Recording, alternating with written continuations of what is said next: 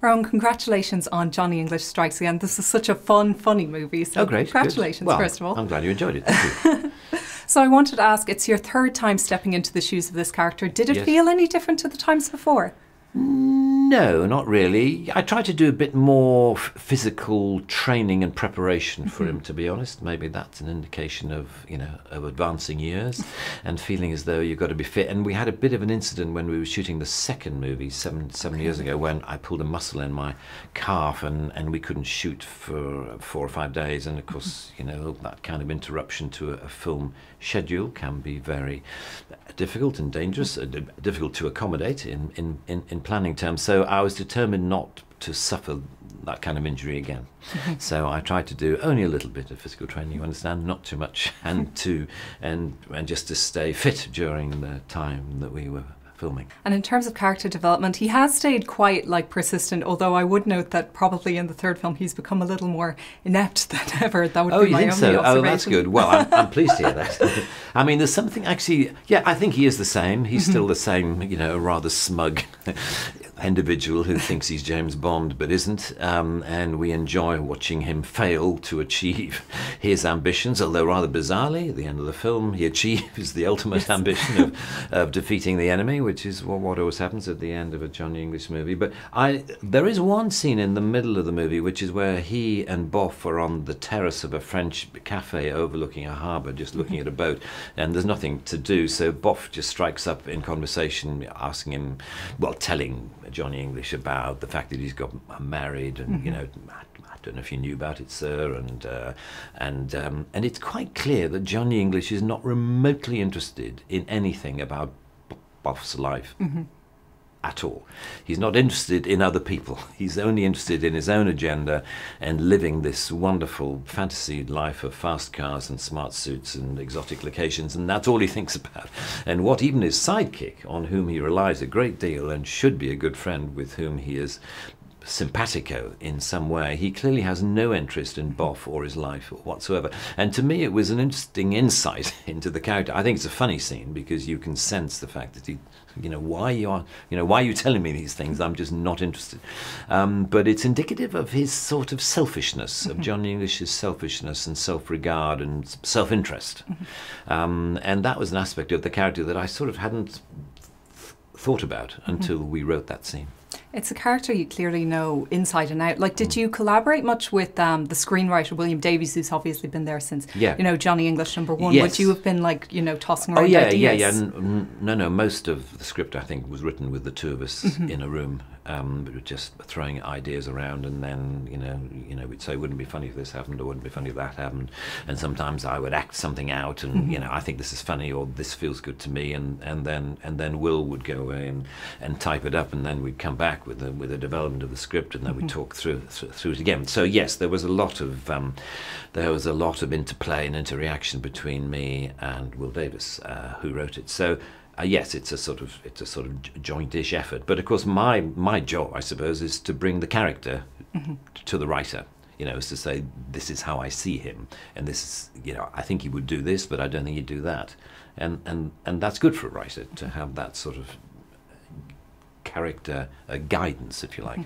It was something that you kind of touched on in the previous film, but now more so than ever, I think that the core film of Johnny English Strikes Again is really the old versus the new, traditional old school versus, new technology in this modern world we're living in. And I was wondering about your own thoughts about our modern world and how media driven we are and how technologically advanced we've become. I think we've entered rather dangerous times, actually, because I think social media is something that we're only really starting to come to terms with. And I think someone said, actually, a couple of weeks ago, a quote that I read from somebody who said that the world is changing faster than our ability to adapt to it. And I think there's a lot of truth in that. I think in the internet and in social media, we've created a kind of, with all the best intentions, we've created a fairly monstrous institution, which we haven't really worked out how to control, or whether it needs to be controlled, or whether it should be controlled. And this amazing mechanism, by which you can speak to the world, sounds great. But then the problem is the whole world can speak to you. This, you know, the victimization of individuals or corporations or groups of people is a very sort of dangerous and difficult development. You know, the fact that careers can be ruined and reputations can be savaged, you know, without any particular responsibility on the part of those who are doing it. It's a, you know, we live in strange times. Yeah, because I know you're not on social media yourself, so you are saying it's an active decision you've made to kind of just avoid it and separate definitely. yourself. Well, A, because I'm, you know, because I worry about it so much. I worry about social media and the effect of it on our lives and the way that it works. But also, it's just fantastically relaxing not to be honest, and not to have to worry about it, and not to have to witness, you know, what people are saying. I mean, you may think it's a blinkered attitude, and it may be, but I also find it incredibly relaxing. Well, one of the new advances that we've had, which I would say is more on the bright side at least, is the advent of Netflix. And I love the fact that the Mr. Bean live action series is now available on Netflix, as is you know, the two Bean movies. Yes.